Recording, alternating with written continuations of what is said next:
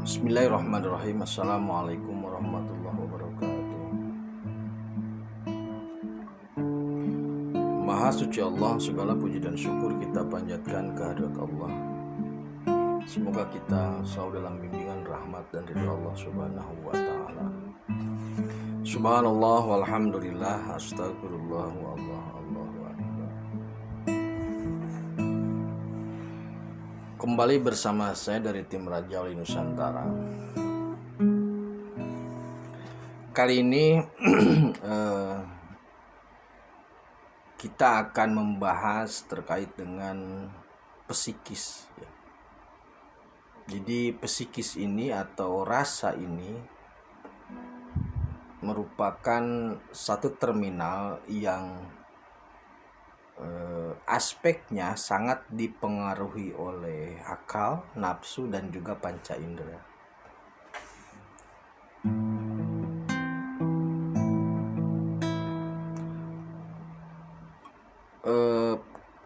Pola psikis ini sederhana, maksudnya penyakit atau masalah psikis ini sederhana. Jadi kita coba bedah secara sederhana.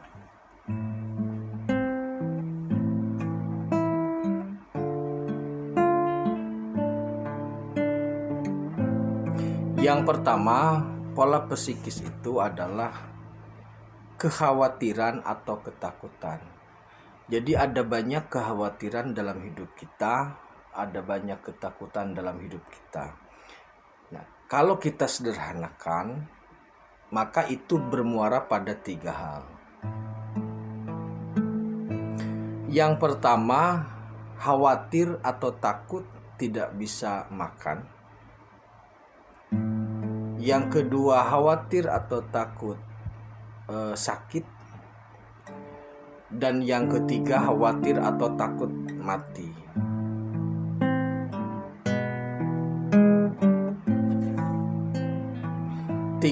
Tiga hal ini, kekhawatiran atau ketakutan dalam 3 aspek ini sangat lumrah, sangat umum bagi manusia atau sangat manusiawi. Pada saat pandemi kemarin, 3 unsur ini lengkap datang 3-tiganya pada sebagian besar manusia. Jika sebelumnya ada orang yang hanya takut mati, tapi tidak takut sakit, tidak takut lapar, karena mungkin secara ekonomi cukup. Ada yang takut sakit, tidak takut mati, tidak takut lapar. Jadi kekhawatirannya berbeda-beda. Namun pada saat pandemi kemarin, ketakutan dari 3 unsur itu di sebagian banyak orang lengkap. Walaupun dia punya kekayaan yang cukup, mungkin tidak takut lapar, tetapi takut mencari makan karena takutnya terserang atau terinfeksi virus.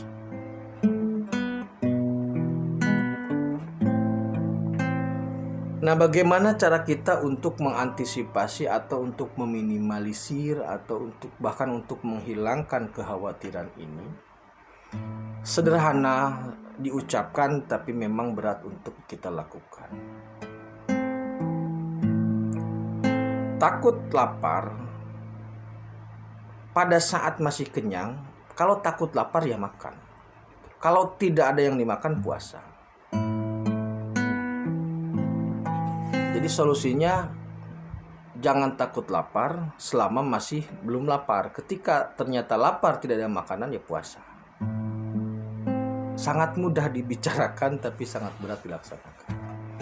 Yang kedua, takut sakit. Selama masih sehat, bekerja saja. Ketika sakit, obatin. Jadi yang harus kita hilangkan adalah kekhawatirannya karena sesuatu hal yang belum terjadi gitu. Yang ketiga, ketakutan atau kekhawatiran terhadap kematian. Hidup sedang, mati itu pasti. Jadi selama hidup kita bekerja saja, beraktivitas saja. Nah, dari rangkuman itu semua bisa kita sandarkan bahwasanya kepasrahan total terhadap penguasa jagat raya. Jadi permasalahan psikologi tentang kekhawatiran dan ketakutan itu yang pertama, khawatir dan takut.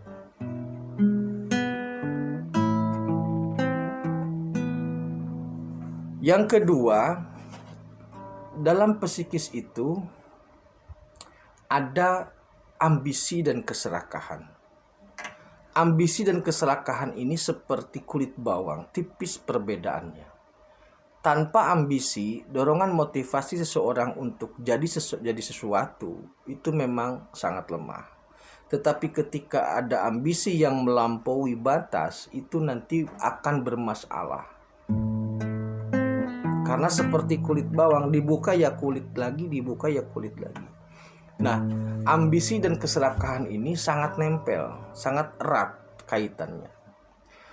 Nah, keserakahan ini biasanya akan membutakan seseorang ketika ketika dia mencapai hal itu atau untuk mencapai hal itu. Itu yang berbahaya.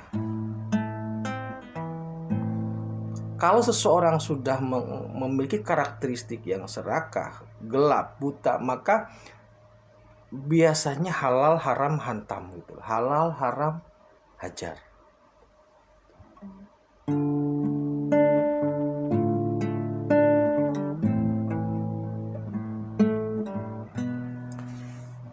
Nah, kemudian yang ketiga, hal yang terkait masalah dengan psikis adalah, kalau tadi ambisi yang bersanding keserakahan, yang ketiga itu adalah suatu imajinasi atau hayali. Jadi hayali yang belum berbasis kenyataan. Semisal begini.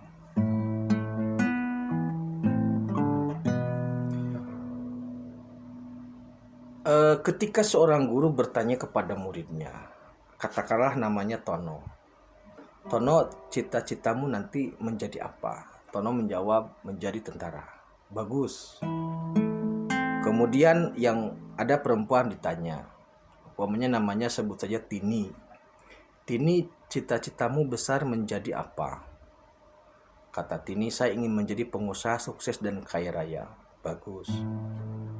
Kemudian ibu guru bertanya lagi kepada satu lagi. Tino umpamanya, laki-laki juga. Tino, kalau kamu sudah besar ingin menjadi apa? Jawaban Tino sederhana. Saya ingin menikah dengan Tini. Nah, kemudian si Tono dan si Tino ini kan ngobrol. Tino, kalau kamu sudah besar pengen jadi apa? Kalau tadi ingin menikahi Tini, karena sama-sama laki-laki mereka ngobrol. Saya kalau sudah besar ingin bisnis otomotif. Kata si Tono, sama, saya juga pingin bisnis otomotif. Kamu otomotifnya bidang apa? Si Tino menjawab, spare part. Sama, saya juga spare part. Kita sama ya, sama. Kemudian kata si Tono, kamu mau buka bisnis di mana? Kata si Tino, umpama di Kemayoran. Sama, saya juga di Kemayoran. Lah, sebelah mana? Sebelah pojok. Sama, saya juga di pojok. Akhirnya kata si Tono, jangan di situ, saya kan mau di situ. Kata si Tino, lah saya juga sudah lebih dulu mau di situ. Akhirnya terjadi perdebatan. Gitu. Hayali ini, bentuk perdebatan ini unik. Imajinasinya sama, tapi tidak berbanding lurus dengan realitas yang ada. Gitu. Ini pola seperti ini sebenarnya kan orang yang bermimpi kurang tidur. Artinya hayalinya, imajinasinya, mimpinya itu hak atau sah-sah saja, tetapi dimensinya itu sudah berwujud sehingga ketika itu terus-terusan diolah itu bisa membahayakan psikisnya. Memang semua berawal dari mimpi, tapi kalau tidak tidur mimpinya nanti jadi ngaco gitu. Nah, dorongan dari hayali ini kan nanti ambisi. Nah, ketika ambisi tumpangannya keserakahan ini rusak lagi gitu. Maka polanya adalah jika nanti saya, jika nanti begini, jika nanti begini. Pada akhirnya jika. Rencana hayali atau imajinasi tentang masa depan, apakah itu hal yang baik atau hal yang buruk, dua-duanya membahayakan. Secara spirit membahayakan. Karena apa? Karena ketika mengimajinasikan sesuatu tanpa sandaran Allahus Somad itu berbahaya. Seperti begini. Kalau saya jadi pejabat, saya akan basmi kemaksiatan. Contohnya begitu. Kalau saya jadi pejabat, saya tidak akan korupsi. Nah, dari aspek fisik atau dari aspek retorika itu bisa jadi nggak ada masalah. Tapi dari aspek spirit itu akan jadi masalah. Kenapa demikian? Karena Dewan Penguji akan membuktikan omongan itu. Ketika ada pernyataan, jika saya jadi pejabat, saya tidak akan korupsi. Maka nanti Dewan Penguji akan benar-benar mengecek itu. Dewan Penguji dalam hal ini ya makhluk-makhluk metafisika itu. Begitu. Maka apapun rencana ke depan, seumpama mau jadi pengusaha otomotif ataupun mau menjadi pejabat, itu adalah suatu harapan, tidak ada masalah. Tetapi pada prinsipnya perjalanan menuju ke sana itu jangan menjadi sesuatu yang mengunci. Dalam artian ketika kita sudah ada desain, sudah ada rencana, maka secepatnya kita kembalikan, disenderkan kepada Allah gitu. Jadi Allah usamanya digunakan lagi. Jangan sampai kita berani memastikan saya akan ke sana dan pasti sampai ke sana. Nah, desain seperti itu didorong dengan ambisi dan keserakahan yang tinggi, itu berbahaya. Ditambah nanti dari aspek sebaliknya, kekhawatiran tidak tercapai, kekhawatiran gagal, kekhawatiran terkepleset, kekhawatiran segala macam, itu akan merusak aspek psikis seseorang.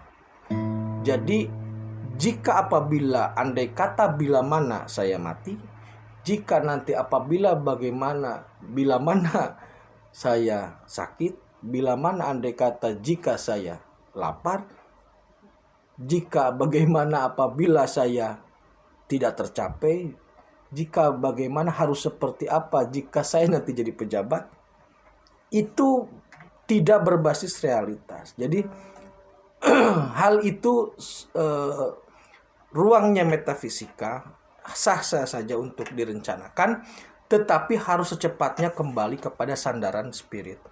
Artinya saya umpamanya aku ingin menjadi pejabat, sah. Kemudian senderkan Allah Somad, ikhtiarkan secara nyata. Hidup sedang, mati pasti, tidak ada masalah. Senderkan lagi kepada Allah Subhanahu wa taala.